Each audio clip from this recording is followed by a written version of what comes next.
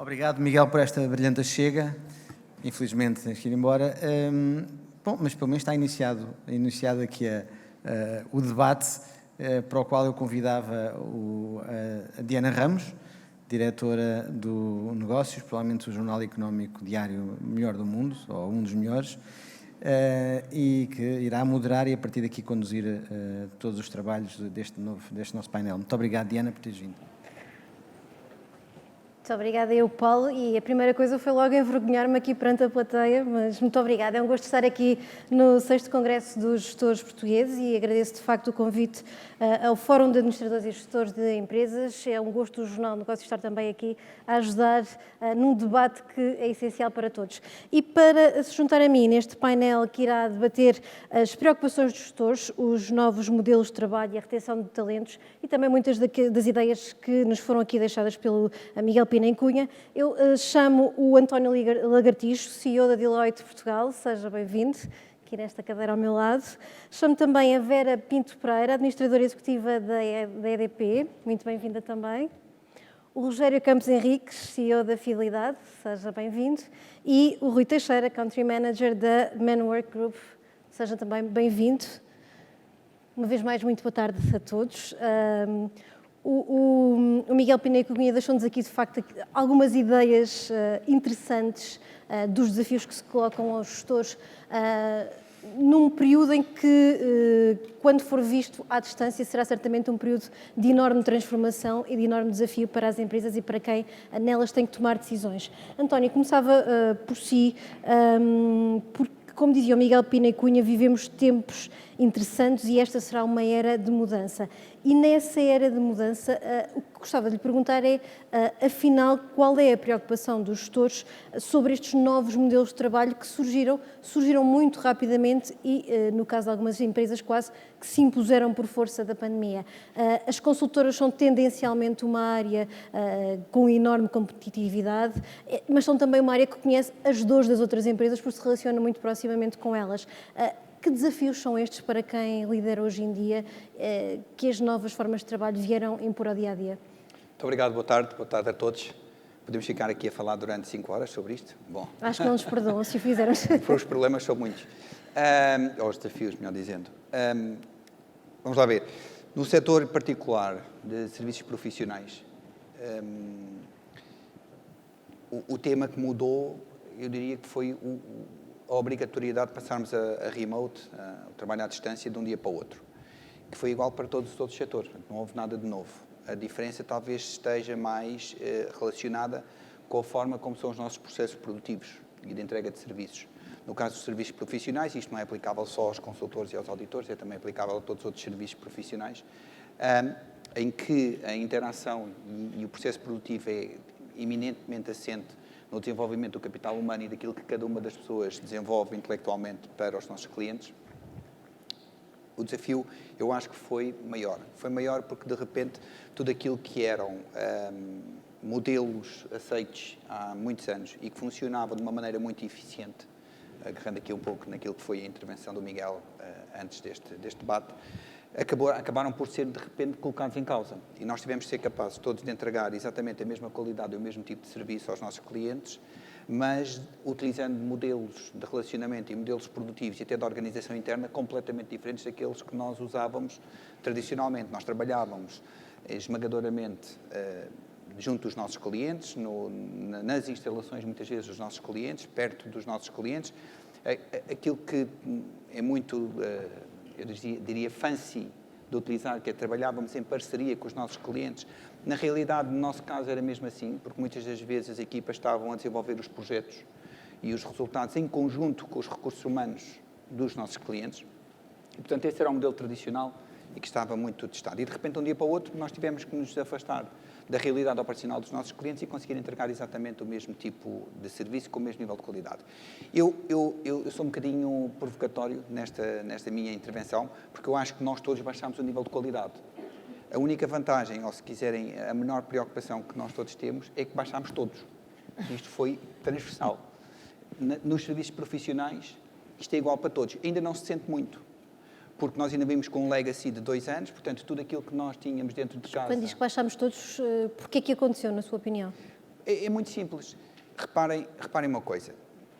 Em qualquer, eu volto a dizer, em qualquer serviço, consultoria, auditoria, advocacia, qualquer serviço profissionais, em que o modelo é recrutar muita gente à saída das faculdades, das universidades, em que depois há uma componente de formação on-job muito forte durante os primeiros 5 a 6 anos, ninguém me consegue convencer, por melhores que sejam os processos digitais que nós tenhamos de trabalho em equipa e de learning, que as pessoas ao fim de 2 anos, quando passam a ser team leaders, tenham exatamente o mesmo nível de competência que tinham antes disso. Isso não há. Peço imensa desculpa, é a minha opinião, acho que as pessoas não estão preparadas da mesma maneira. E, aliás, isso hoje começa-se, ao fim de 2 anos, nós começamos a ter provas disso com números. E eu depois posso falar um bocadinho mais à frente disso para não monopolizar aqui a conversa. Força. Mas, portanto, eu acho que isto aconteceu no mercado todo. Portanto, Nivelamos por baixo. Nivelamos por baixo, ainda não estamos a sentir muito, mas se continuarmos nesta tendência, nesta moda de nós 20%, a nível global 20% das empresas continuam a ser totalmente remoto. E se nós continuarmos com esta tendência, pelo menos no serviço, no setor onde eu estou inserido, eu não tenho qualquer dúvida que o nível de qualidade de serviço e a rapidez com que os profissionais atingem um determinado nível de proficiência não é o mesmo. Não é o mesmo. Mas é a cultura da empresa que falta. O acompanhamento é o quê? Falta isso tudo.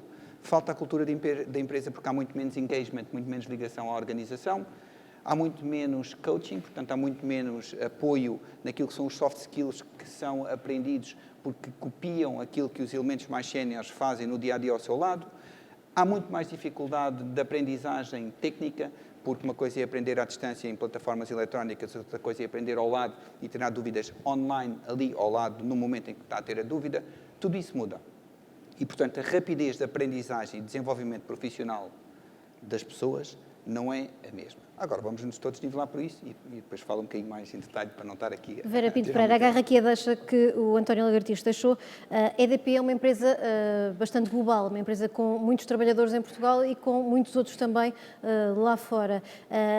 Esta pressão das novas formas de trabalho, esta dimensão tecnológica, como é que ela mexe com uma organização como a EDP, que é uma organização mais global, e esta questão a forma como as empresas e as equipas, a forma como os trabalhadores e as equipas se relacionam com a dimensão tecnológica, alterou-se significativamente e isto pode nivelar por baixo, como defende o António? Bom, antes de mais, boa tarde e agradeço o convite de estar aqui. Obrigada, Diana. Eu, tentando endereçar, a Diana falou aí de vários temas, dando um enquadramento daquilo que é hoje a EDP e, portanto, o que é que estes desafios representam para nós. De facto, somos uma empresa que está presente hoje em 30 geografias, portanto, uma verdadeira empresa multinacional, com esta multiplicidade de culturas, de geografias, de negócios. Uma empresa que teve um crescimento exponencial nos últimos anos. Nós, nos 2 últimos anos de pandemia, somámos 4.000 pessoas ao universo de 14.000 colaboradores da EDP e, portanto, fizemos este crescimento precisamente neste novo contexto semi-remoto, híbrido que estamos a viver. E, portanto, pessoas que aderiram organicamente ou inorganicamente através da aquisição e fusão de um conjunto de empresas, que em si também traz o desafio de uma outra cultura que se soma à cultura EDP e, portanto, eu diria que o desafio que nós enfrentamos à data de hoje, em cima desse desafio, ou agravado pelo desafio do modelo de remoto, é uma guerra enorme por talento, porque precisamos de continuar a imprimir este ritmo de crescimento naquilo que é um setor que está extraordinariamente aquecido. Portanto, uma luta por talento, o desafio de gerirmos esta multiplicidade de geografias, de formas de estar, de formas de trabalhar e de culturas, um desafio grande de gerações, porque nós cobrimos hoje todas as gerações num grupo bastante vasto, com funções muito diferentes e, portanto, a proposta de valor que é apelativa para as gerações mais jovens nem sempre é aquela que faz mais sentido para as gerações mais velhas.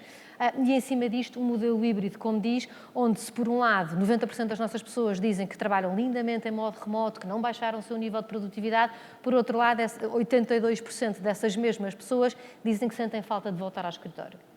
E eu diria que... Isto foi um desafio adicional para as lideranças também, essa diferença entre quem está bem e quem está mal com o trabalho remoto. Eu acho que todos estão bem, porém, ao mesmo tempo, todos começam a entender que há virtudes em voltar para o escritório.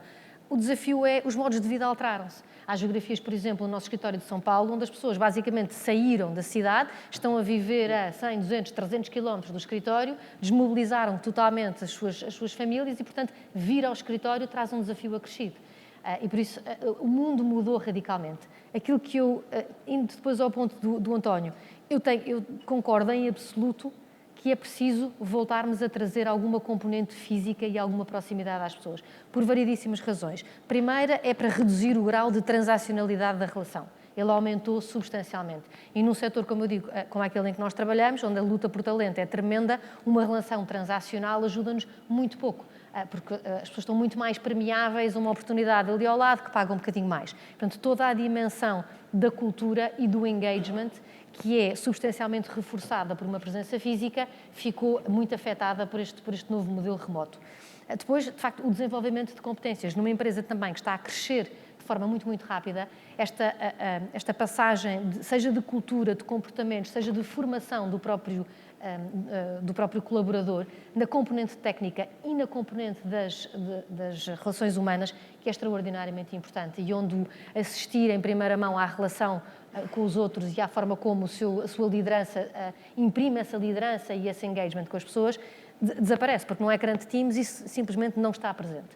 Portanto, eu estou totalmente de acordo com o António que temos que voltar a trazer as pessoas para o escritório, a garantir aqui alguma presença física. Aquilo que fizemos a nível da EDP foi adotarmos assumidamente um modelo híbrido.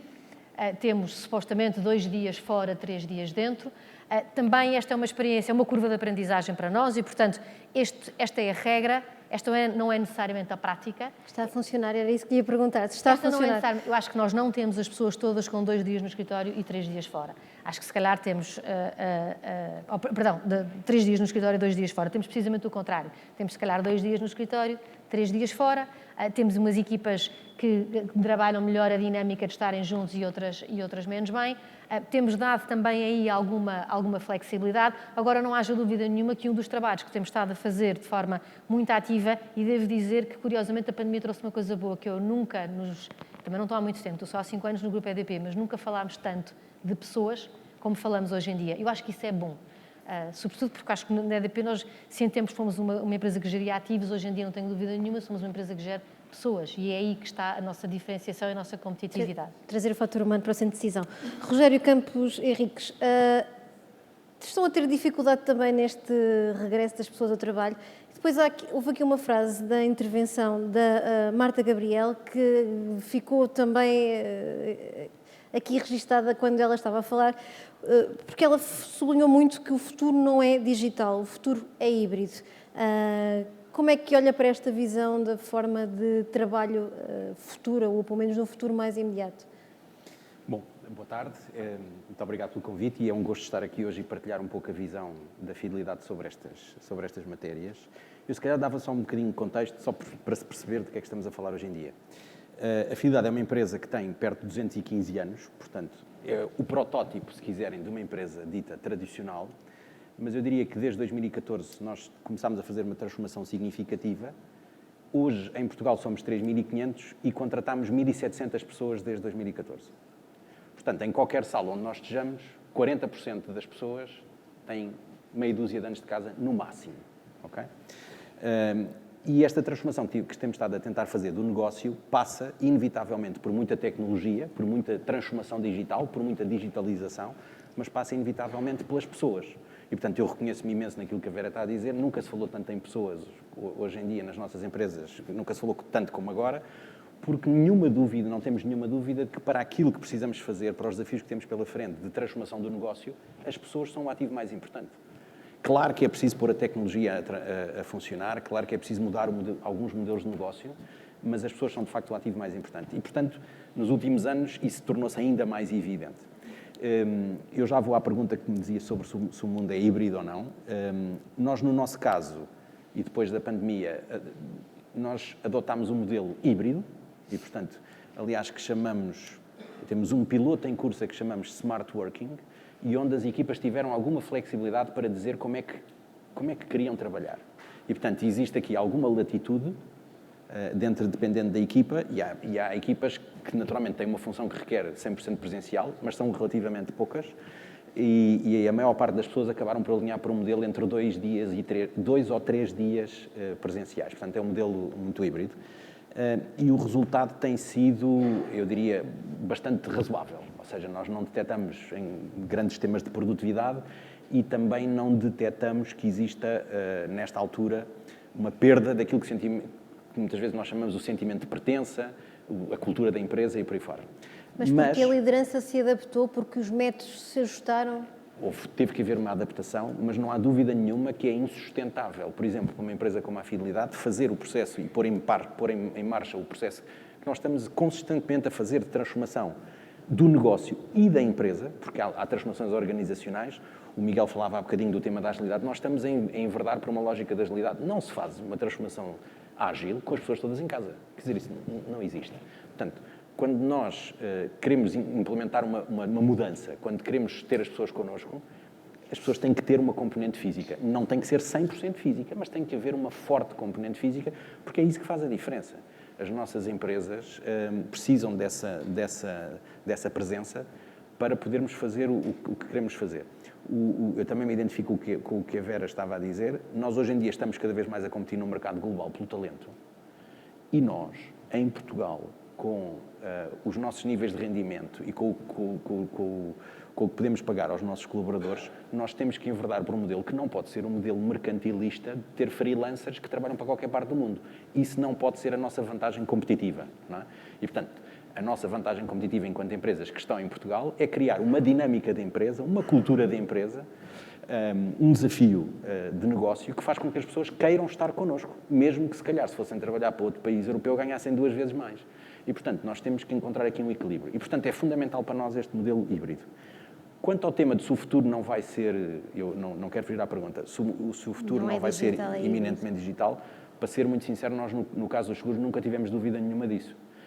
Porquê? Porque o setor segurador é um setor particular, como toda a gente sabe, e a venda de seguros tradicionalmente fazia-se muito mais por canais físicos, e a transformação que temos vindo a fazer nos últimos anos passa por um modelo que nós chamamos omnicanal, que é juntar o melhor que o digital pode trazer com também a presença física e com o toque humano. E, portanto, na forma como nós queremos fazer negócio no futuro, na forma como lidamos com os clientes, há um modelo que também é um modelo híbrido e que não é um modelo 100% digital. Porque os nossos clientes também não são. A maior parte dos nossos clientes querem ter, muitas vezes, um toque humano na relação e, de facto, quando se relacionam connosco, usam uma multiplicidade de canais, que não são todos eminentemente digitais. E, portanto, nós temos que dar resposta às necessidades que o negócio tem. Portanto, para mim, não há dúvida, e para a Fidelidade não há dúvida, que o futuro tem que ser híbrido. Vou-lhe chamar agora omnicanal, só para dar a noção de que tem que haver uma forma harmoniosa de podermos interagir entre todos nesta dinâmica. E, de certa forma, o modelo híbrido de trabalho também é isso. Ou seja, o que nós estamos a ver agora nas novas formas de organizar o trabalho, mais presencial ou menos presencial, é que, se calhar, o que nós precisamos ter aqui é alguma flexibilidade.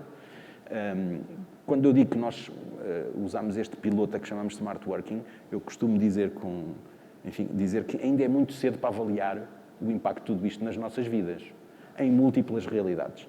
Impactos na saúde mental das pessoas que estão em casa demasiado tempo e que não se relacionam com outras pessoas, os impactos até na produtividade e na cultura da empresa. Ou seja, é preciso dar um pouco de tempo e mantermos alguma flexibilidade, quer do lado das empresas, quer do lado das pessoas, porque mesmo para uma pessoa que esteja a trabalhar connosco, se a função dele hoje, porventura, não exige uma presença tão elevada, basta que essa pessoa mude de função e tenha um desafio diferente, e se calhar já precisa. Porque eu concordo também muito com o que dizia o António. Não é possível formar as pessoas da mesma maneira quando as pessoas estão 100% remotas. Isso é uma situação que para nós é absolutamente clara. E o risco de criar pessoas com menor qualidade nas tarefas que estão a desempenhar é grande? Não, com menor qualidade, com menor identificação com os valores da empresa, com a cultura da empresa, com menor espírito de equipa. Isso é evidente. Eu dizia há algum tempo atrás que este tema dos modelos, claramente eu sou um defensor do modelo híbrido, já se percebeu, mas eu dizia muitas vezes que nós andámos, durante este tempo da pandemia, a viver das emoções do passado. Porque as pessoas conheciam-se e então as coisas funcionavam, porque toda a gente se conhecia. Mas quando ninguém se conhece e são todos novos, os desafios são completamente diferentes se o modelo for 100% remoto. E, portanto, temos que encontrar aqui algo no meio que faça sentido para as empresas e faça sentido para as pessoas. Alguns pontos de contacto. Rui Teixeira, esta nova vaga de trabalho 4.0 também dita novas formas de processos de recrutamento, processos de escolha, de seleção. A forma como o trabalhador coloca as suas próprias exigências no momento em que se apresenta uma oferta de trabalho, o que é que mudou com esta mudança também nas novas formas de trabalho? Passa a expressão. Muito obrigado. Antes de mais, boa tarde a todos. Obrigado pelo convite, obrigado pela pergunta, que estávamos a ver que seria uma das que vinha, porque é um dos grandes desafios que temos hoje. A forma como hoje atraímos o talento, a forma como hoje identificamos esse talento, e aquilo que o Miguel há pouco referia da quarta revolução industrial, e que referia-se de trabalho 4.0, é, efetivamente, provavelmente, o talento 4.0. Aquilo que falamos das formas de atuação das organizações tem que ter um foco claro naquilo que é o talento. É evidente que a pandemia acelerou porque algo que já vinha a acontecer, havia claramente uma forma de testar, as novas gerações querem coisas diferentes, têm necessidades distintas, as organizações hoje em dia têm uma necessidade muito distinta das que tinham há uns anos atrás, portanto, tudo isto que estamos aqui a dizer de formas diferentes de trabalhar, formas diferentes de gerir, formas diferentes de estar com os clientes, tudo tem a ver com aquilo que são o talento que temos nas organizações. A forma como hoje identificamos, a forma como fomos obrigados também a identificar esse talento, a forma como vamos atrair e preparar esse talento, terá que forçosamente ser diferente. Nós temos todos os indicadores que têm vindo a ser feitos pelo Manpower Group em Portugal, mas não só, por esse mundo fora, pelas várias localizações que estamos presentes e geografias, diz-nos que as pessoas hoje querem e têm necessidades distintas. Temos as organizações com necessidades para dar resposta aos seus clientes, mas temos os trabalhadores e os candidatos com necessidades distintas. Mas a questão é essa, elas cruzam-se porque os colaboradores estão mais exigentes quando olham para a oferta profissional, Claro. As organizações também precisam de uma série de fatores que nem sempre vai ao encontro da exigência do colaborador que está a analisar a vaga. Como é que estes dois mundos se encontram? Terão que se cruzar, porque não há organizações de 100 pessoas, as pessoas são as organizações.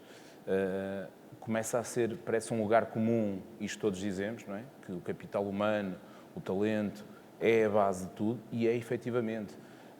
Tudo aquilo que estávamos a falar de tecnologia, de modelos de trabalho digitais, físicos ou remotos, estão sempre assentes num ponto comum, que são as pessoas.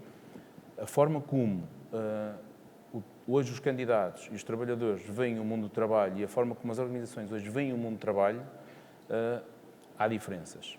Mas elas vão ter que convergir para um ponto comum. Não conseguimos, nós também acreditamos que o futuro não será totalmente físico, não é isso que os trabalhadores querem. Também não vemos as organizações a serem possíveis de desenvolver os seus ativos, a desenvolver a sua atuação com modelos totalmente remotos, não é possível e, portanto... E a ideia que passa, isto para acrescentar aqui também um bocadinho de análise ao que nos está a apresentar, a ideia que passa de que há uma grande rotatividade nas empresas de pessoal, de que o mercado está bastante aquecido e que, em algumas áreas, até há uma elevada falta de mão de obra, é um retrato de facto do que se está a passar nas organizações? Efetivamente é. Mais uma vez, fruto, ninguém consegue dizer em concreto se foi o acelerador se foi a única razão, não foi o acelerador. A pandemia, estes últimos 2 anos, fizeram com que muitos de nós repensassem as suas formas de estar, as suas funções, a sua forma de viver. Nunca o bem-estar físico e emocional ganhou a sua saúde, aquilo que o Rogério falava da saúde mental, nunca ganhou tanta importância, mais uma vez, consequência destes últimos 2 anos, e por isso tudo foi posto em causa. Há efetivamente um desencontro de competências, há efetivamente uma escassez de talento, muito por aquilo que é as necessidades hoje em dia, a aceleração dos modelos digitais, a aceleração da transformação digital, os novos mecanismos e formas de trabalho a que todos fomos obrigados a adaptar-nos muito rapidamente e que o mercado e os trabalhadores não conseguem acompanhar, nem as próprias organizações. O esforço que hoje é pedido aos trabalhadores e às empresas é enorme. É enorme para preparar-nos para estas novas realidades, para preparar-nos e para estarmos regularmente a adaptar-nos não só a modelos de transformação de atuação, mas também a modelos de adaptação às exigências dos trabalhadores. Há uma rotatividade maior, há uma exigência maior do trabalhador e há, acima de tudo, aqui uma necessidade das organizações se adaptarem. Não é one size fits all, mais do que nunca é uma capacidade de termos de nos adaptarmos a cada um, cada vez mais. A adaptabilidade é uma exigência. Não vale a pena dizer que o modelo é remoto ou é físico, quando depois do outro lado está alguém que tem particularidades e tem formas de estar completamente diferentes. A vida de cada um de nós varia consoante a geração em que está, o patamar em que está, o momento da sua evolução profissional e pessoal. Portanto, tudo isto vai obrigar a que, a cada momento, teremos que nos adaptar às necessidades e força das circunstâncias e a preparação dessas organizações e das pessoas para dar resposta às exigências dos clientes e do mercado. António Lagartixo, aqui entre a questão do desequilíbrio que existe muitas vezes entre as necessidades das organizações e a oferta que existe e, por um outro lado, a retenção de talento num mercado que é cada vez mais global e que está, em alguns setores, muito aquecido, o que é que está a pesar mais neste momento? E depois, como é que se retém, de facto, estes talentos que são tão essenciais também à economia e às empresas? Bom, duas coisas. Em primeiro lugar, nós tivemos que assumir, mais vale assumir o problema de frente e aprender a lidar com ele do que achar que vai ultrapassar quando as perspectivas disso aconteceram são baixas. E, portanto, aquilo que nós fizemos foi assumir que vamos ter uma rotação superior àquela que nós tínhamos no passado, se calhar não tão grande como tivemos nos últimos 2 anos, mas superior àquela que tradicionalmente nós tínhamos. E isso obrigou-nos a fazer duas coisas que são fáceis de dizer, são muito complicadas depois de levar à prática. Uma, que o Rui acabou de referir, a hiperpersonalização no tratamento de cada um dos mais de 5.000 colaboradores que trabalham em Portugal connosco. Ou seja, tratar cada um como um indivíduo diferente, com necessidades específicas, com características específicas, com maneiras de estar específicas.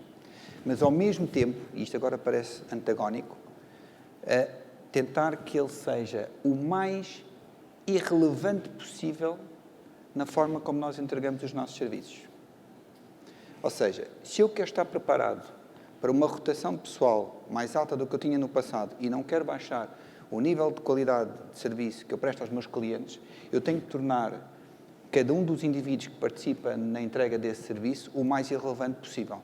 Porque eu tenho que estar preparado para que eles saiam e eu seja capaz de entregar exatamente a mesma qualidade no fim. E eu só consigo fazer isso se tiver, já se falou aqui muito hoje, muita tecnologia e muito processo em cima. Ou seja, retirar aquilo que é... E eu depois vou ter que explicar isto também, porque senão às tantas parece que as pessoas que não estou a tirar o melhor de cada um. Não. É tirar o melhor de cada um, mas está preparado para o substituir a qualquer momento.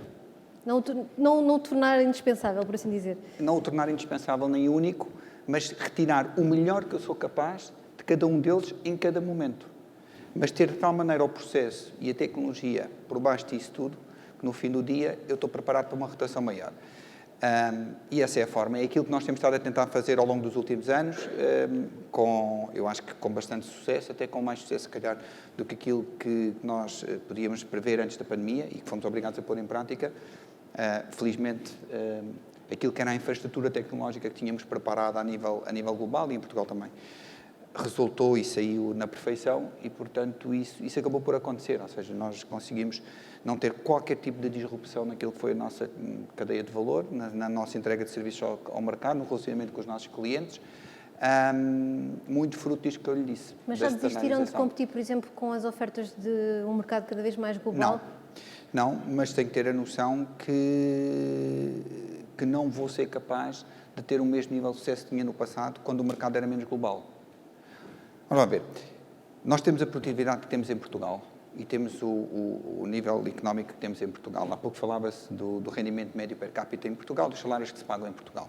Para empresas que têm o seu mercado eminentemente em Portugal e têm um pricing point em Portugal, nós não podemos estar a pagar aquilo que se paga lá fora aos nossos colaboradores, porque senão o que acontece é que nós não somos competitivos no nosso mercado. Fim de história. Portanto, não vale a pena também estarmos aqui com muitas conversas. O que nós temos que fazer é conseguir ter um conjunto de fatores que transformem a nossa organização em algo único, ou pelo menos algo que crie eu não queria utilizar o termo em inglês, o engagement, a ligação à empresa, que tenha ali mais do que meramente a transação, o ordenado que se paga no final do ano, e que a pessoa emocionalmente esteja ligada com as pessoas que fazem parte da sua organização e com a própria organização, com a própria cultura, com o próprio propósito da organização. E isso obriga-nos a trabalhar junto de cada um deles muitos fatores para além daquilo que era o tradicional. E isso depois difere muito de setor para setor, porque naturalmente a forma como se faz cada uma destas coisas é completamente diferente de setor para setor. Os pilares são os mesmos, os pilares de atuação são os mesmos. A maneira como se faz é que é diferente. Portanto, nós não desistimos. Sabemos é que realmente, ou de uma forma realista, melhor dizendo, não vamos ter o mesmo nível de sucesso que tínhamos antes da pandemia, porque o mercado hoje é muito mais global. Então, em tudo aquilo que são, mais uma vez, serviços que podem ser prestados de maneira remota, eu estou a competir com os Estados Unidos, nórdicos, Europa Central, onde o nível salarial é completamente diferente do nosso. Vera Binto Pereira, não bastam os salários para reter talentos no atual quadro. Há bocadinho dizia que o mercado, sobretudo na área da energia, está altamente aquecido. Como é que têm estado a lidar com esta realidade e que estratégias é que têm usado para a retenção dos quadros que consideram mais essenciais?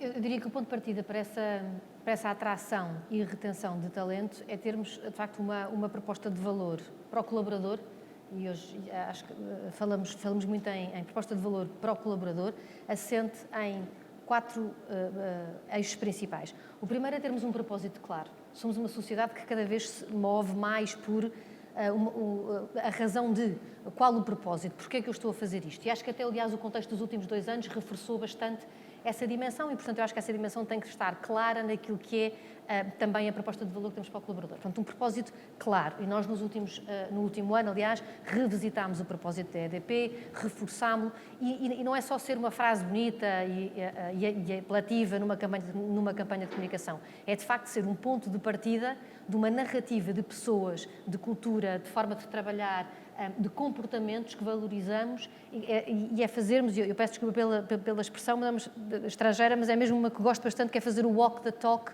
desse propósito e dessa cultura em tudo o que a empresa faz, começando no seu plano estratégico, na forma como endereça as pessoas, como recruta, como as gera no dia-a-dia, passando pela relação que tem com todo o tipo de stakeholders, desde os clientes aos fornecedores. Portanto, temos que ser coerentes começando nesse propósito, e isso define a nossa cultura. Vera, isso chega porque, lá está, Isso é o ponto de vai partida. haver cada vez mais empresas e com mais capacidade que as empresas nacionais para vir recrutar quadros altamente qualificados. Eu diria, esse é o ponto de partida. Depois temos que entender, de facto, que não podemos, há bocado usávamos essa expressão numa conversa prévia, parar o vento com as mãos. Portanto, este novo modelo híbrido e esta exigência de flexibilidade veio para ficar. E se queremos ser competitivos, temos que estar preparados para ela. E, portanto, nós, para além do modelo de 2 dias fora, 3 dias dentro, lançámos na semana passada o que chamamos os Flex Fridays, portanto, a possibilidade da pessoa fazer uma jornada direta mais curta numa sexta-feira e poder libertar-se mais cedo. Portanto, temos uma série de mecanismos que também temos uma colaboração e uma mobilidade entre os vários países que também aportam uma noção de flexibilidade à forma de trabalhar. Portanto, reconhecer que estas tendências, estes pedidos vieram para ficar e ou lhes damos resposta ou de facto não somos competitivos. Depois temos a dimensão do desenvolvimento de carreira. E eu acho que num grupo, e agora só posso falar pela nossa circunstância, sendo um grupo que atravessa N negócios no setor energético em 30 países, temos a obrigação de poder dar oportunidades de carreira múltiplas e variadas aos nossos colaboradores, que não exija que eles mudem e vão trabalhar para outro país. E, portanto, asseguramos essa multiplicidade e essa diversidade, seja na função em que o colaborador está, que tem hoje em dia cerca de 30% dos nossos colaboradores participam naquilo que nós chamamos as comunidades globais em determinadas áreas e famílias funcionais, para que de facto tenham essa experiência de interagir, partilhar práticas e, portanto, já temos essa prática bastante disseminada, mas temos também um objetivo bastante ambicioso de assegurar mobilidade interna. Isso liga com outro ponto, a mobilidade interna. E nós temos que estar preparados para deixar as pessoas evoluir, partir, seja para outro lugar fora da empresa, seja para lugares dentro do grupo. E, portanto, um dos trabalhos que temos desenvolvido de forma mais detalhada ao longo dos últimos tempos tem sido aquilo que nós chamamos o succession planning. Esse plano de sucessão tem que estar feito, não é só ao mais alto nível, não é só garantirmos que se sai um membro do Conselho de Administração Executivo que temos substituto para ele. Temos que ter garantido isso em todas as linhas e em todas as dimensões das nossas equipas, para que de facto possamos ser credíveis quando falamos de fluidez e de mobilidade dentro do grupo. Depois toda a parte do reskilling, porque quando estamos a crescer a este nível e temos de facto este desafio de substituição de pessoas e de atração de talento, a verdade é que nós também temos muito talento dentro de casa que quer evoluir, que precisa de fazer algo diferente e que muitas vezes até são pessoas bastante mais leais e mais fáceis de reter no longo prazo. E, portanto, também essa dimensão de reskilling tem tido uma forte aposta por parte do grupo e, mais uma vez, a todos os níveis. Um dos projetos de que eu me orgulho bastante é a Escola para Mulheres Eletricistas no Brasil. Ora, estamos a falar de não só dar a oportunidade a mulheres fora do grupo que queiram mudar de carreira e ser eletricistas, como também estamos a falar de mulheres dentro do grupo que tinham, se calhar, uma carreira administrativa que, entretanto, foi tornada redundante por causa de um maior grau de digitalização, e nós temos uma absoluta falta de eletricistas no Brasil, na Europa, porque este tema da transição energética é extraordinário, mas tem um desafio enorme no que diz respeito à mão de obra qualificada em determinadas áreas funcionais. E, portanto, isto aporta também na dimensão da diversidade e inclusão, que tem que fazer parte desta proposta de valor diferenciada. Eu acho que é tocando nestas diferentes dimensões que nós tornamos a nossa relação menos transacional, a nossa proposta de valor mais multifacetada e estamos menos expostos a esse desafio da transacionalidade no contexto atual. Rogério Campos Henriques, a ideia com que eu fico depois de ouvir estes dois discursos é que as empresas já estão cautelosamente, face às dificuldades de recrutamento, face às dificuldades em gerir recursos e em reter alguns talentos, a criar planos A, B e C de funções para que a concentração de tarefas em pessoas mais essenciais não seja um problema para a empresa. Como é que a Fidelidade, que tem uma longa história e teve um crescimento no número de trabalhadores bastante significativo, está a lidar também com esta mudança?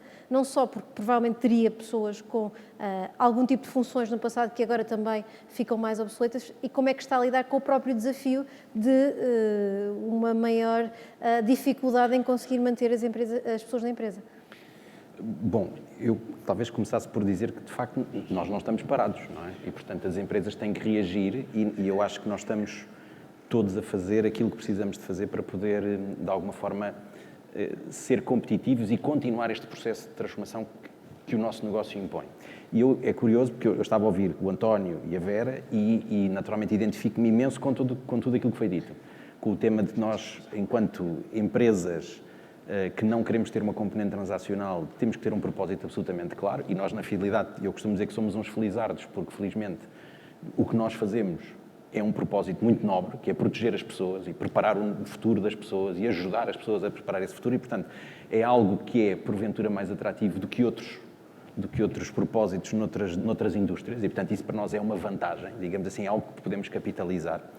Identifico-me imenso com o tema de apostar em tudo o que tem a ver com reskilling, nomeadamente de algumas pessoas que, à medida que o tempo avança e que as suas funções ficam um pouco mais obsoletas, nós temos a responsabilidade de fazer com que as nossas pessoas não sejam obsoletas no futuro. Já o têm vindo a fazer também, a sentir essa Naturalmente, necessidade. naturalmente. Nós, hoje em dia, falamos muito de sustentabilidade. Ora, sustentabilidade também é isso, é garantir a sustentabilidade das pessoas que trabalham connosco.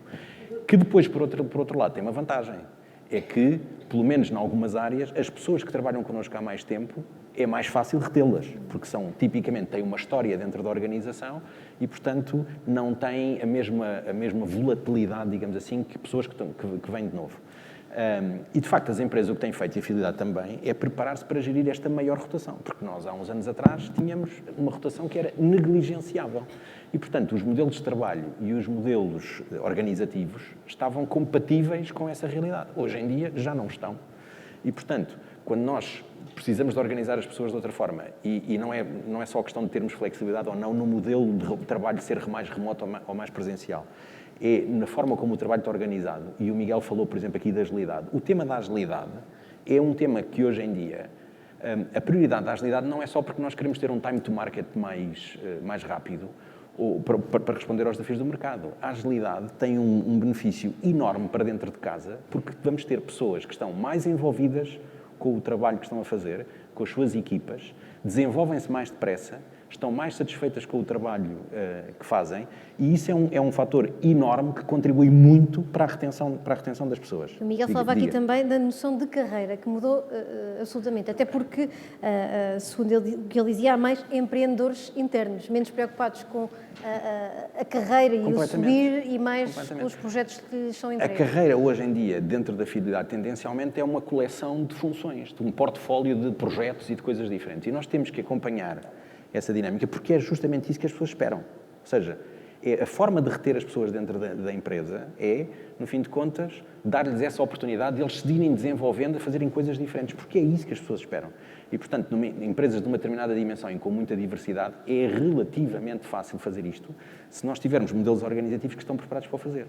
E, portanto, o tema que estávamos aqui a falar da mobilidade, ou como nós falamos dentro da Fidelidade, mais do tema da rotação de pessoas, isso dá-nos uma agilidade e uma capacidade e uma resiliência de gerir a rotação de pessoas, porque as pessoas, na prática, ou vão sair para outra função dentro do grupo. E, portanto, isso permite às equipas, isso é uma mensagem muito importante. Eu diria que há uns anos atrás, a forma como os modelos organizativos estavam definidos era que, muitas vezes, a unidade mínima de qualquer coisa era a pessoa. Havia um fulano que era expert nisto, e era só aquele. E isso funcionava porque não havia rotação de pessoas. Hoje em dia, isso já não funciona. E, portanto, a unidade mínima para quase todas as funções que existem tem que ser quase a equipa, porque a equipa tem que ser capaz de gerir esta rotação e ter esta resiliência. Isso cria desafios significativos de formação às pessoas, mas, por outro lado, dá às pessoas uma expectativa e uma capacidade de se desenvolverem, de fazerem coisas diferentes e de, dentro da empresa, poderem evoluir, que antes não existia. Portanto, este modelo, desse ponto de vista, é muito mais satisfatório e contribui muito para reter as pessoas. Porque, de facto, e se me pergunto, mas, naturalmente, que esta abordagem é uma abordagem menos transacional. Porque o que nós queremos é ter pessoas que, de alguma forma, se identifiquem com o nosso propósito, se identifiquem com os desafios que temos pela frente, e que queiram estar a trabalhar connosco dentro da nossa equipa. E, portanto, essas são as armas que nós temos que colocar em cima da mesa quando estamos a competir com outras geografias, nomeadamente, em que determinadas funções vão ser muito mais bem pagas. Portanto, esse cocktail de soluções e essas mudanças organizativas é que nos permitem, ou que nos vão permitir, eu diria, sobreviver e ultrapassar com algum sucesso os desafios que temos pela frente hoje em dia. E nós, de facto, não estamos parados, estamos todos a trabalhar nessa matéria, porque a verdade é que os nossos negócios continuam a transformar-se, continuam a crescer e as pessoas continuam a evoluir. Portanto, quer dizer que estamos com algum sucesso a conseguir responder a estes desafios. Rui Teixeira, pegando nas palavras do Miguel Pinheiro Cunha, da apresentação de há pouco, ele falava-nos da lógica que começou-se por gerir pessoas obedientes, passou-se a gerir pessoas inteligentes, agora gerem-se pessoas talentosas. Ainda aqui um bocadinho a esta mudança de paradigma, sentem também esta mudança na noção de carreira que se procura hoje em dia? E depois, num segundo nível, como é que as empresas têm estado a olhar para esta questão do reskilling e da necessidade de dar novas competências a quem, de alguma forma, foi ultrapassado pelas novas formas de trabalho? Estamos a falar de gerir pessoas exigentes, de trabalhadores exigentes, que cada vez exigem mais das organizações. Aquilo que vemos é uma necessidade de prepararmos cada vez mais o talento que temos dentro de nossas casas, não é? Conforme tem vindo aqui a ser referido. Acho que quando há escassez de talento, aquilo a que somos obrigados é e correndo o risco de termos esta economia global que temos hoje, é um desafio, mas também é uma oportunidade de captar talento de outras geografias, com visões e com visão e com possibilidades e com culturas distintas, que trazem know-how e trazem diversidade para as organizações. É muito comum estarmos a ver que estas exigências dos trabalhadores que temos hoje, ou do capital humano que temos nacional, de alguma forma a sair, mas também vemos imensos trabalhadores de outras regiões e de outras geografias a vir para Portugal, embora temporariamente, não é? Estão designados nómadas digitais, que trazem know-how e competências diferentes.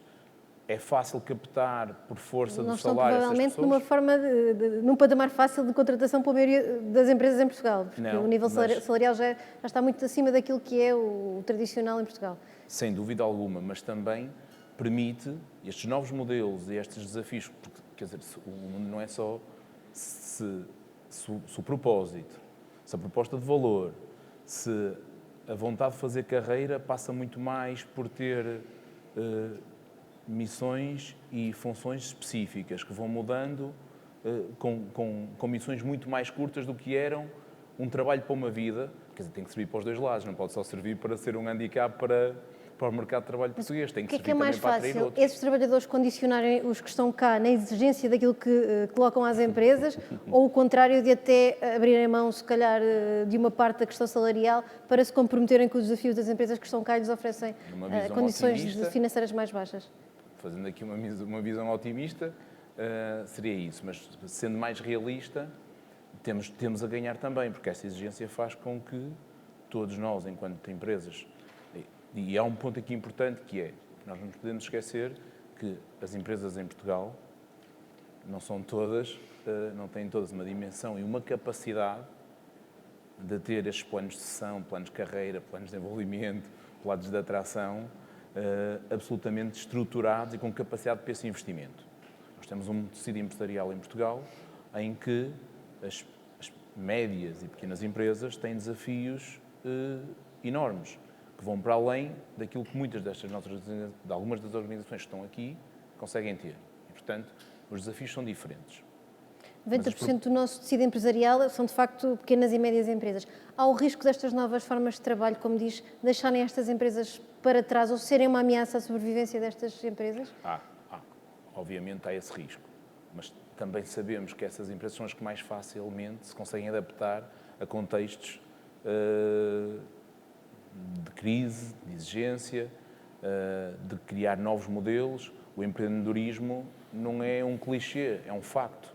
E o empreendedorismo, ou a inovação, ou a readaptação, ou a reaprendizagem, também é a capacidade de nos reinventarmos a cada momento. E vemos as empresas portuguesas, de menor dimensão, a conseguir fazê-lo também. E muitas vezes conseguem criar propostas de valor atrativas para um público diferente, para um target diferente. E acreditamos que esse tipo de diversidade, esse tipo de cultura, esse tipo de talento pode ser uma mais-valia para o tecido empresarial português.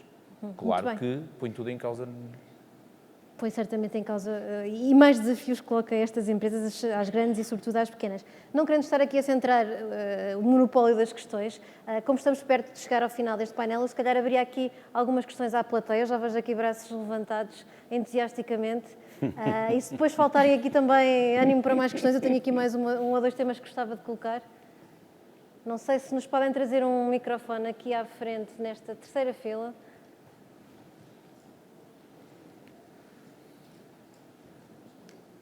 Muito obrigada. Boa tarde a todos. Obrigado pela participação. E a minha primeira palavra tem de ser para o António. Humildade, mas também muita seriedade em algumas das coisas que disseste sobre a tua empresa e sobre empresas de professional services, que acho que sentimos todos isso. E acho que a forma como o fizeste, estás de parabéns. Hein? Nem toda a gente é capaz de o fazer com essa hombridade. Obrigado. Em relação à minha pergunta, no trabalho que eu faço e que os membros do painel todos conhecem, uma das coisas que faço é assessments de executivos portugueses. E como faço isto pelo mundo inteiro, consigo depois fazer comparações, porque utilizamos a mesma escala, e, portanto, eu consigo saber, do ponto de vista de competências de liderança, de competências de gestão, que diferenças é que existem entre o gestor português, média, face àquilo que a Egon Zehnder vê por este mundo fora.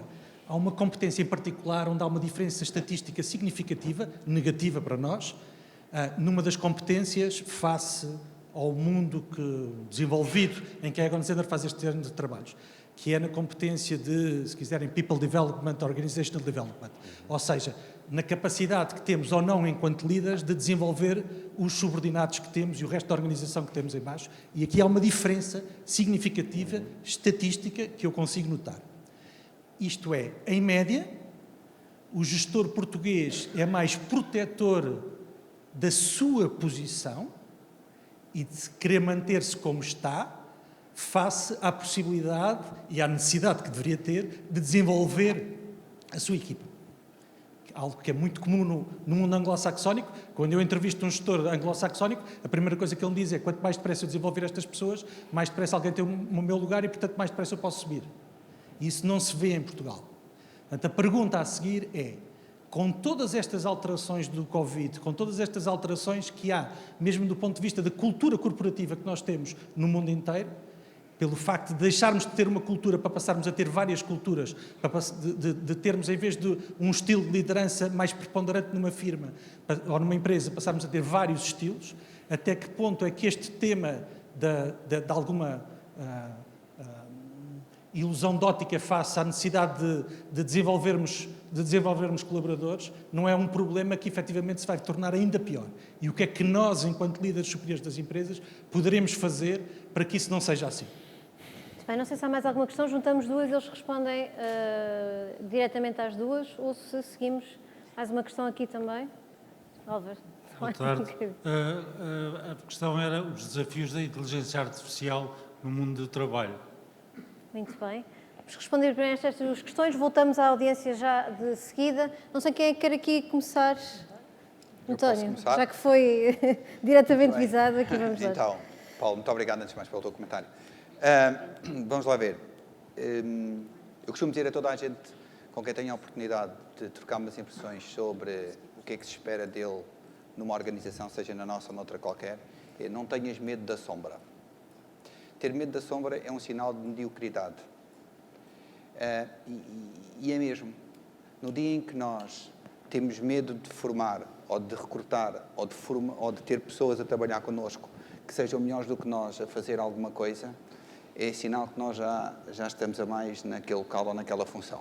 E, portanto, se generalizarmos isto para qualquer pessoa que está numa organização, a forma que nós temos de nos desenvolver enquanto profissionais é trabalhar com pessoas que são melhores do que nós, puxam por nós, e nós ocorremos e conseguimos acompanhar, ou eventualmente não seremos tão bons como aqueles com quem estão a trabalhar connosco numa determinada função, mas vamos nos desenvolver e vamos fazer outras coisas bem necessariamente, noutro setor, noutra área, noutra função, e vamos ser melhores de certeza absoluta amanhã do que éramos ontem, se trabalharmos com pessoas que são melhores do que nós. Portanto, isso aí, ter medo deste movimento é achar que já não tem qualquer capacidade para desempenhar uma função relevante, seja onde for.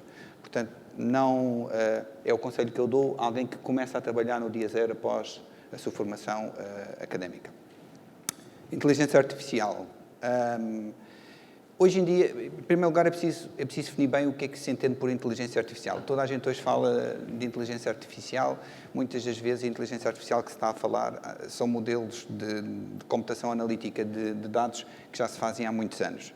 Inteligência artificial, pelo menos na definição que eu gosto de utilizar no dia-a-dia, é quando nós estamos a utilizar a informação, conseguimos trabalhar a informação para que essa informação produza resultados que um humano iria produzir se analisasse essa mesma informação, ou até talvez não fosse capaz de chegar à mesma conclusão.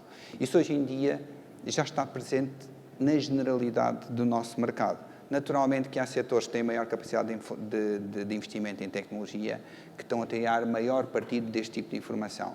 Mas o trabalhar dados para se conseguir chegar a resultados e a tendências que permitam melhores decisões de gestão, eu acho, pelo menos nas grandes empresas nacionais, nas internacionais também, mas nas nacionais é uma coisa que já se vê muito. E agarrando nesse ponto e também tocando um aspecto que muitas vezes se fala, que é a digitalização, mais genericamente falando, virá substituir uma série de tarefas e de postos de trabalho. Sendo verdade esta afirmação, o que é facto é que nós não assistimos a isto no dia-a-dia. Hoje há uma falta de mão de obra qualificada em praticamente todas as áreas, todos os setores. E até não qualificada. E até não qualificada, exatamente. E, portanto, não se prova, e a tecnologia tem vindo a desenvolver, e cada vez mais temos estado a implementar e a operacionalizar e a utilizar tecnologias em todas as nossas organizações. Portanto, o que tem estado a haver é um shift do tipo de tarefa que as pessoas faziam antes de ter determinada tecnologia ao seu dispor. Mas o que é facto, e pelo menos aquilo que se vê e que se está a assistir, é que a tecnologia até se calhar vem abrir novas oportunidades e novas necessidades. Vera, Rogério, eu pedi-vos, estamos a 5 minutos do fecho do nosso painel, ainda há aqui mais algumas questões, só para nós não nos esticarmos muito nas respostas, para tentarmos ir mais uma vez ao público, fazer aqui algumas questões que sei que há mais pessoas interessadas também. Inteligência artificial e o desenvolvimento das pessoas. À intervenção do Paulo e do documentário também ao AI. Sobre o tema da substituibilidade e de desenvolvermos, de trabalharmos para desenvolver as pessoas, eu não podia estar mais de acordo e acho que, de facto, aprendi isso, aliás, na minha experiência internacional, que tive a oportunidade durante alguns anos da minha carreira de trabalhar numa multinacional e fora de Portugal, e é verdade, senti essa diferença. E acho que fez de mim melhor gestora. E hoje em dia, depois dessa experiência internacional, vim para a EDP, onde me revejo também na liderança dos meus colegas essa forma de estar, e acho que todos os dias imprimimos essa vontade de desenvolver as nossas pessoas, e o ideal para mim é que eu me possa ir embora amanhã, que eu possa ser atropelada, que eu possa ter um problema, não, mas faz parte, que eu possa ter uma doença, que eu possa ser despedida, que eu possa decidir ir para outro desafio, são tudo realidades da vida, elas acontecem, e portanto todos nós nas nossas funções, desde o CEO até ao técnico ou à pessoa que atende o call center, têm que ser substituíveis. Faz parte da vida. E isso também permite-nos, acho que nos dá a liberdade de ter ambição e de nós próprios querermos evoluir para outras coisas. E, portanto, eu ao ter este sentimento, também me sinto mais livre para poder ambicionar, sonhar com outro plano, outro caminho, outro projeto. Portanto, partilho muito dessa forma de estar, dessa forma de liderar e de gerir as pessoas.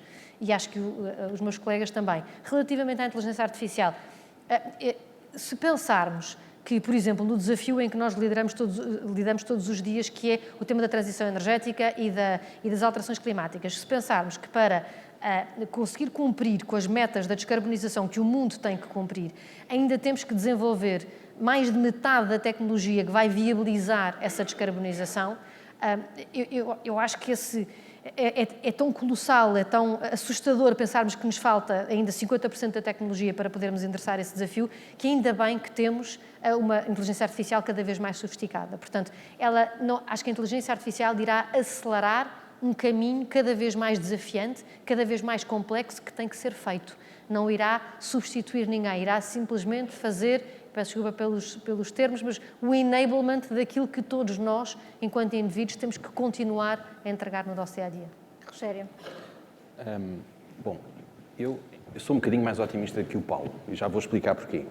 Reconhecendo que essa diferença existe, e vamos ser claros, existe, eu acho que nós temos neste momento todos os condimentos para que isso possa ser diferente. Ou seja, o gestor português, com essa forma de ser, está obsoleto. E isso acontecia, de certa forma, quando nós olhamos para a realidade portuguesa, porque as empresas portuguesas são pouco internacionais, estão pouco globalizadas e, portanto, é de facto muito interessante. Paulo, tu próprio disseste, porque o estrangeiro diz, porque eu vou mudar, mas o português não mudava. Portanto, se o português não mudava, de facto, qual era o incentivo que aquela pessoa tinha em desenvolver as pessoas de baixo? Quer dizer, tinha pouco, não é? E, portanto, o que eu acho é que esta realidade em que não só as empresas portuguesas, pelo menos uma parte delas, se tornam mais globais e há mais oportunidades de crescimento para as pessoas, como o próprio facto do mercado de trabalho estar mais globalizado e com todas estas pressões que existem e que eu há bocadinho referia, que se nós não formos capazes de criar dentro das nossas empresas este modelo de rotação e de mobilidade, não vamos ter hipótese de ser competitivos. E, portanto, mesmo dentro das nossas empresas, esse gestor está obsoleto, porque vai ser substituído por um que desenvolva, de facto, as pessoas e que tenha a capacidade de gerir a dinâmica de uma equipa que está consistentemente a precisar de aprender e a desenvolver-se para ir fazer para ter outros desafios, e ele próprio também vai ter que rodar. E, portanto, é quase como dizer assim, as pessoas não mudam, mas a envolvente à volta vai obrigá-las a mudar. E, portanto, eu acho que temos aqui um conjunto digamos, uma envolvente exógena que vai fazer com que essa realidade daqui por alguns anos já não exista, pelo menos numa parte substancial da realidade empresarial em Portugal. Estou mesmo convencido disso. Inteligência artificial, para irmos A rapidamente. inteligência artificial, já se disse quase tudo, eu só ia dizer o seguinte, desde que nós, há uns anos atrás, havia uns debates onde ficávamos todos muito consternados a dizer vão acabar os empregos para as pessoas porque a inteligência artificial vem aí, entre aspas, o bicho-papão vem aí e vai ser um drama. Vamos lá ver, é claro que a inteligência artificial vai ter um impacto, isso já se vê em algumas funções, mas eu acho que nós devíamos perder muito mais tempo a investir nas pessoas, para preparar as pessoas para esse futuro que aí vem. Aliás, havia aqui um orador antes de nós, aquele orador antes de nós, falava que o futuro acaba por influenciar o presente. E, portanto, a questão é justamente essa. Nós temos que investir nas pessoas para as preparar para esse futuro. Porque, senão, se me permitem, nem chegamos lá. É porque a inteligência artificial dá um bocado de trabalho a implementar. Quem tenta fazê-lo sabe que é um esforço substancial. E, muitas vezes, não temos os skills para o conseguir fazer. Portanto, acho que há aqui muito caminho pela frente. A inteligência artificial está aí, vai ter um impacto seguramente, mas não é um bicho-papão. Vai ser um drama. Acho que é uma realidade que pode Rui, ter muito muito positivo. rapidamente também. Começo pelo fim. A inteligência artificial é uma necessidade. Nós necessitamos dela para os dias de hoje para dar resposta ao que são os desafios de qualquer um de nós enquanto indivíduo, enquanto nós, pessoal ou profissional, e, portanto, teremos que conseguir conciliar isso nas organizações e para aquilo que é as nossas ambições. E, por isso, o conceito de learnability é absolutamente essencial para as organizações e para os trabalhadores hoje. E, respondendo àquilo que referiu o Paulo, é também para os gestores, seja qual for a função de um gestor, seja um CEO, seja para um grupo de diretores, que começa e tem que estar inerente a todas as funções. Portanto, este conceito de coeficiente e necessidade de cada um de nós estar em constante desenvolvimento, e para isso precisarmos de equipas multidisciplinares, que muitas vezes tenham determinados perfis e skills superior àquilo que eu tenho enquanto chefia direta dessa pessoa, é essencial. E, portanto, concordo com o que os meus colegas de painel acabaram de referir, que se não for de uma maneira vai ter que ser de outra, e, portanto, vamos ter que nos adaptar e socorrer-nos de equipas que nos ajudem a manter-nos nas organizações ou agarrar novos desafios ou então intrinsecamente sair. Para fecharmos, há mais duas questões. Havia aqui uma à frente há pouco, o Álvaro Nascimento na primeira fila. Acrescentamos uma segunda e, para não esticarmos demasiado o painel e não prejudicar depois também quem vai estar nas próximas conversas. Força, Álvaro. Eu agradeço a oportunidade, obrigado a todos e foi um prazer estar aqui a ouvi-los. E confesso que a pergunta que eu tinha é uma pergunta complexa, que eu vou tentar simplificar, porque senão já percebi que não teremos Ou pelo menos encurtar. Não, vou tentar ir diretamente ao foco e se calhar vou ser um bocadinho cínico por causa disso. Não existe um risco hoje em dia nas organizações de haver um shift, uma mudança do foco do cliente para o foco no colaborador? E endereçarmos poucas preocupações, ou estamos a endereçar hoje muito mais exacerbadamente as preocupações com o meu colaborador do que propriamente com o cliente. O António tocou há pouco nisso quando falou no tema da qualidade. E ignorarmos um pouco as duas questões, as duas intervenções iniciais que foram aqui feitas. A primeira da Marta Gabriel, que é como é que a gente projeta a nossa empresa, o nosso modelo de negócio no futuro. Portanto, a gente está, como a gente sabe, as organizações são tradicionalmente conservadores e são institucionais e têm resistência à mudança. E a segunda, que foi a questão que o Miguel mencionou aqui, que é a organização do passado foi uma organização moldada sobretudo pela tecnologia. Vai ser a organização do futuro moldada pelos colaboradores? São duas perguntas, quase eu diria numa. Podia ser dito quase como é que vocês veem os vossos negócios daqui a 5, 10 anos, se quiser utilizar Mas o difíceis de futurismo da responder. Gabriel. Há mais alguma questão que queira alguém adicionar? Ou seguimos aqui para as respostas? Se calhar seguimos. Começava agora pelo Rui para darmos aqui um bocadinho de dinâmica contrária ao painel. Estava a pensar que ia ter tempo para Que ia ter tempo para isto. As perguntas foram difíceis, É uma boa questão e, efetivamente, é verdade. É verdade que a necessidade e a exigência que hoje temos, provavelmente, obriga-nos a não a desviar, mas a ter um foco no candidato e no trabalhador. Porque aquilo que vemos é a nossa empresa, nós temos os clientes nós temos clientes com uma necessidade maior do que aquela que temos para oferecer. Portanto, a lei básica da oferta e da procura. Portanto, se eu tenho escassez de bens, de capital, de matéria-prima, eu tenho que naturalmente gastar ou ter mais esforço para atrair, para construir, para desenvolver, para ter esse capital e essa matéria-prima para poder oferecer a partir daí ao mercado. Isso vai condicionar aquilo que é a nossa proposta de valor também para o cliente.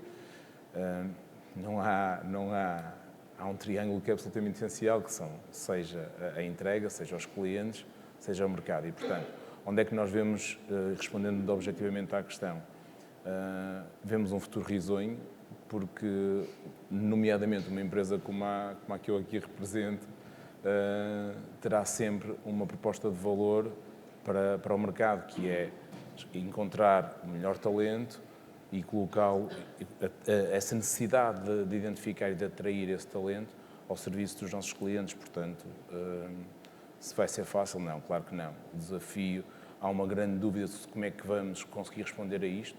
Terá que passar por este reskill e upskill, a questão de treinar e requalificar recursos num país como o nosso é absolutamente essencial, num país em que temos uma dimensão pequena, com taxas de natalidade a decrescer de ano para ano. Portanto, temos que nos focar com a atividade a ser cada vez mais longa, por obrigação e por capacidade, também por disponibilidade intelectual de todos nós. E, portanto, temos que preparar-nos para olhar para as qualificações e requalificações dos trabalhadores ao serviço dos clientes e das organizações e do mercado. Rogério, o Álvaro não facilitou aqui nas questões. De uma forma muito simples, talvez, ou rápida. Eu acho que, vamos ver, a Fidelidade é uma seguradora e eu acho que um dos grandes desafios que nós temos em cima da mesa é transformar o seguro numa indústria sexy. E ser uma indústria sexy é ser uma indústria que está perto do cliente, que nunca teve o cliente num foco tão grande como tem hoje, que desenvolve soluções para estar cada vez mais perto do cliente, e é o facto de transformarmos esta indústria e esta empresa numa indústria sexy que faz com que ela seja atrativa para as pessoas que queremos contratar. Portanto, parece um contrassenso, mas não é, porque quando nós olhamos para o tema do propósito e dos desafios que as pessoas querem ter hoje em dia nesta economia tão globalizada, as pessoas querem ter coisas interessantes para fazer. E coisas interessantes para fazer e desafios interessantes passam por estar virados para o cliente e não virados para dentro. E, portanto, eu acho que é quase inevitável que o caminho seja justamente o oposto, nós estarmos cada vez mais virados para fora e isso constituir um fator de atração de pessoas que se sentem inspiradas por esse desafio. Portanto, eu acho que o risco, apesar de tudo, é pequeno. Vera.